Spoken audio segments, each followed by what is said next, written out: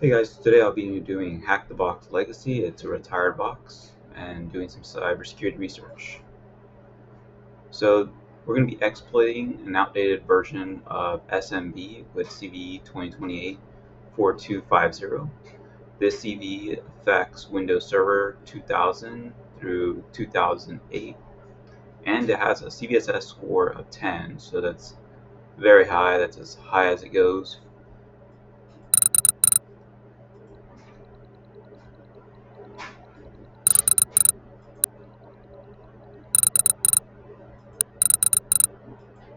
Alright, with that said, we'll go ahead and get started. All right, so this one's really easy. All you need to do is first go ahead and open up a terminal from this location. This is the location where we'll be saving our files. You can see I already run my scans and everything that needs to be run, but I kind of want to walk you through this. This is a great beginner level box because there's not a whole lot of technical expertise that you need to know.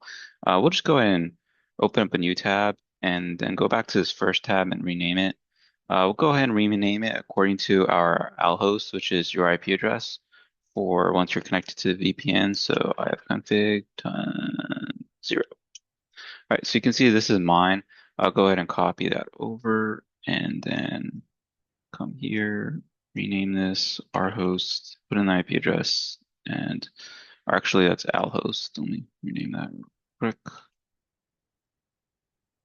All right, and then I'll change the color to blue because I'm like to make sure that that's my box, not the remote box. And this should be the same for you. So this is going to be the R host, which is the same for everybody who's doing this.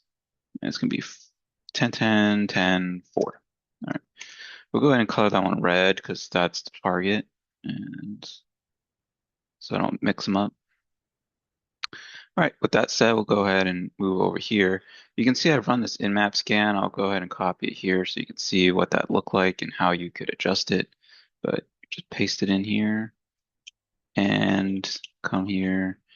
You can leave the IP address as it is, but you can see I need to change the name according to this box. So once that's done, you go ahead and run it, and you can see I made this file here. Now this is going to be the output here, so we don't have to wait for it, but we've quickly identified that these are the ports that are open. You have a Windows XP version of SMB running.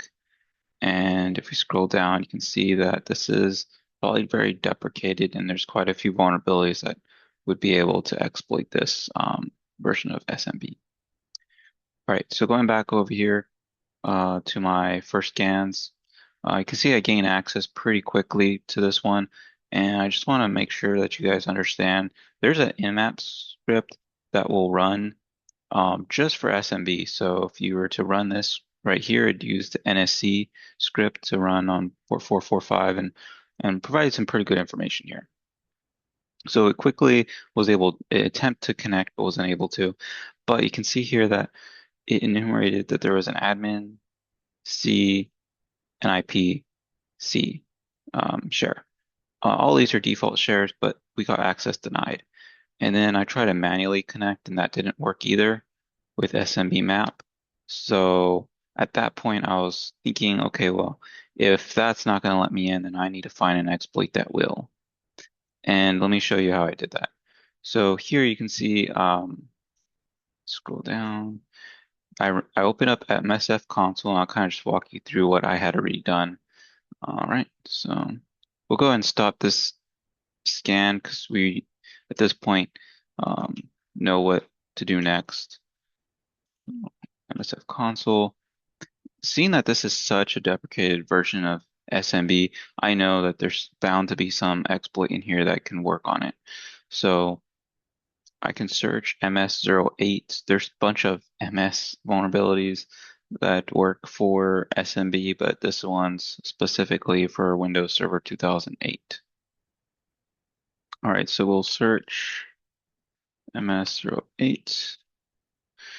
And here you can see I've gotten quite a few results. Now, the first one is a great ranking, meaning that this exploit is bound to work very well, and it can work against all these targets. So being that we can see XP at this point, we know this is a pretty good exploit to run. Now we don't want to have to type that out, so you could type 0 because that's the numeric value for this is 0. So I could just say, hey, I want to use that exploit 0. Um, and if I do that, use 0, it will automatically put the information in. Oh, okay. Or not. It just spit out a bunch of information here. So go ahead and go back up to the top. Or can do is I can just put up that same command, use 0. There we go. Now it's gonna run it. And then we want to show options to see what do we need to fill in. You can see that the R host isn't filled in and the L host is incorrect. So let's start off with the R host. So set R host and we'll put the IP address of the box. Then we got to set the L host. So set L host, which is our IP address to our attack box. 14.9. All right. And then we can run it.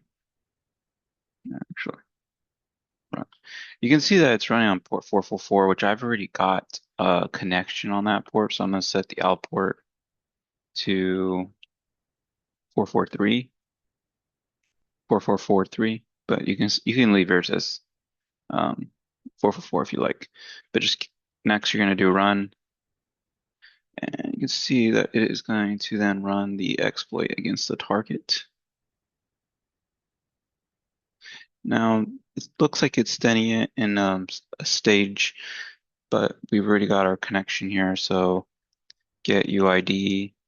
It says we're NT authority system. So that's good. That means we're got system level access. Next, we want to see where we're at. So PWD looks like we're in the administrator desktop. So if I type dir, we've got a roots, so you could cat that out. So roots.text or type it out. And there you go, you'll get the flag.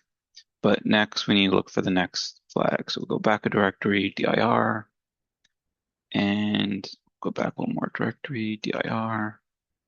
And you can see we have John there. So John's the only other user. So I'll go into his directory and cd desktop. All right, dir, and we've got a user flag there. So you can cat that out. Don't want to show that here, but that's how you do it. This is an easy exploit. It's quick to run.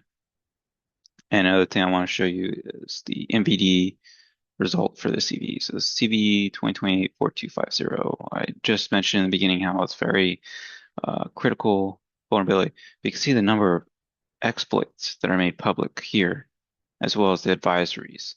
Um, so that's crazy. And if we click on this one, looks like it takes us to an old CISA page.